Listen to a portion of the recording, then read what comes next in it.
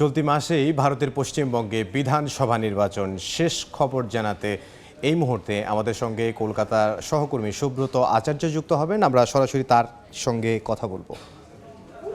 সেই দিন কিন্তু একই সঙ্গে 5টি রাজ্যের বিধানসভা ভোট, একটি কেন্দ্রশাসিত অঞ্চল সহ 4টি রাজ্যের বিধানসভা ভোটের ঘোষণা দেওয়া হয়। সেই অনুযায়ী কিন্তু আজকে তিনটি রাত পোহালেই তিনটি রাজ্যে কিন্তু বিধানসভা ভোট শুরু হবে। আগামীকালকে ভোট হবে আসাম, বিজেপি শাসিত আসাম, বাম শাসিত কেরল এবং বিজেপি শাসিত কেন্দ্রীয় রাজ্য পুদুচেরি। এই তিনটি রাজ্যের আগামীকালকে ভোট গ্রহণ সকাল 7টা থেকে ভোট শুরু হয়ে যে পর্যন্ত ভোটাররা লাইনে থাকবেন সে পর্যন্ত কিন্তু এই ভোট নিতে হবে। এবার আসি বাকি দুটো রাজ্যে। 23 তারিখ তামিলনাড়ুতে এক দফায় ভোট হবে, কিন্তু 23 এবং 29 তারিখ দুই দফায় ভোট হবে পশ্চিমবঙ্গে। আর সেই নির্বাচনী যে দুই দফা ভোট হবে সেই ভোটকে ঘিরেই কিন্তু পশ্চিমবঙ্গের যে রাজ্য রাজনীতি সেটি কিন্তু উত্তপ্ত হয়েছে।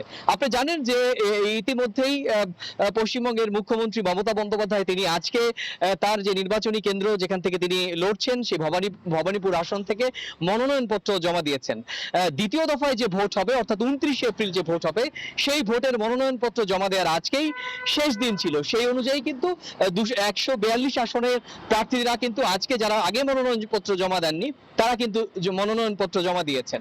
কিন্তু এখনো পর্যন্ত আশ্চর্যজনক বিষয় হলো সত্যি রাজনৈতিক দলগুলো বিজেপি এবং নির্বাচন কমিশন ব্যতি রেখে বাকি সমস্ত রাজনৈতিক দলগুলো কিন্তু এখনো পর্যন্ত নির্বাচন কমিশনের বিরুদ্ধে অভিযোগের আঙুল তুলছে। কেন কি বাকি রাজ্যগুলো যখন ভোট বা রাত পোহালে ভোট তিনটি রাজ্যে এবং একটি রাজ্যে ভোট তামিলনাড়ুতে 23 তারিখ, কিন্তু পশ্চিমবঙ্গের ভোট 2 সপ্তাহ বাকি থাকতেও এখনো পর্যন্ত ঠিক কত সংখ্যক ভোটার লাইনে দাঁড়িয়ে ভোট দিতে পারবেন সেটি কিন্তু এখনো চূড়ান্ত হয়নি। আপনি জানেন যে এই ভোটার তালিকা নিবিড় সংশোধনী যে প্রোগ্রাম বা কর্মসূচি সেটি বিহারের পর বাকি যে 12টি রাজ্যে নেওয়া হয়েছিল তার মধ্যে পশ্চিমবঙ্গ অন্যতম।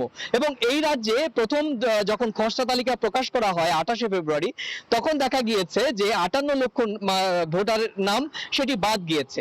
বাকি 70 লক্ষ অ্যাডজুডিকেশনের তালিকায় ছিল। সেই অ্যাডজুডিকেশন তালিকার মধ্যে ডিলিটেড ভোটার রয়েছে এবং বিবেচনাধীন ভোটার রয়েছে। সেই বিবেচনাধীন 70 লক্ষ ভোটারের মধ্যে এখনো পর্যন্ত কিন্তু সুপ্রিম কোর্টের নির্দেশে এখনো পর্যন্ত কিন্তু সেই চূড়ান্ত তালিকা এখনো প্রকাশ করেনি।